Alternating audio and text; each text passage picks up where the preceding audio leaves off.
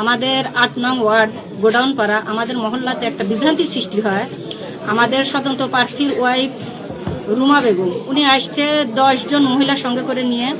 আমরা সাধারণ ভোটার হিসাবে বলতে চাই, আমরা যখন পাশের মহল্লাতে 9 নং ওয়ার্ডে আমরা একটা প্রোগ্রাম ছিল, ওখানে আমরা যাই সাধারণ ভোটার হিসাবে।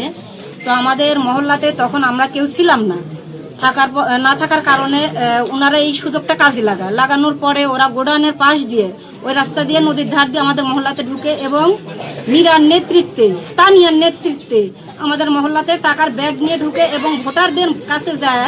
ওরা বলিচ্ছে যে 1000 করে টাকা নাও এবং ঘোড়া মার্কা প্রতীকে একটা করে ভোট দাও।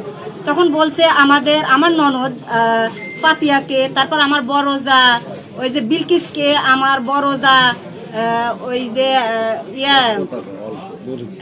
কি রকিব ভাইয়ের ওয়াইফের নাম কি শিখা, তারপরে অনেককেই বলছে ওনাদের নাম, পারুলকে বলছে, তারপরে ওই যে আমার মামি খোকন মামার ওয়াইফ উনাকে বলছে রূপা, আমার ভাগ্নি হচ্ছে যে হালিমা উনাকে বলিছে, এদের সবাইকে বলিছে, ছেলেদেরকেও বলিছে। তো আসলে এগুলা বিভ্রান্তি সৃষ্টি ইনারা করতেছে। আসলে মানে আমাদের মহল্লা থেকে যে নেতৃত্ব দিচ্ছে তাদের দৃষ্টান্তমূলক শাস্তি চাই আইনের আওতায়। আমরা নিজেরা করব না, এটা আইন কি করবে সেটা আইনই ভালো বুঝে ভালো সিদ্ধান্ত নিবে।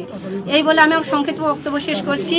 আর টাকা দিয়ে ভোট কিনা এটা আসলে মহল্লার মধ্যে, এটা আমার মহল্লাতে না, সিংড়া থানা কোনো জায়গাতেই যেন এটা না হয়, আপনারা সজাগ থাকবেন এবং এই পরিবেশটা যেন না হয় এদিকে আপনারা নজর রাখবেন। এই বলে আমি আমার সংক্ষিপ্ত বক্তব্য শেষ করছি। বাংলাদেশ জিন্দাবাদ।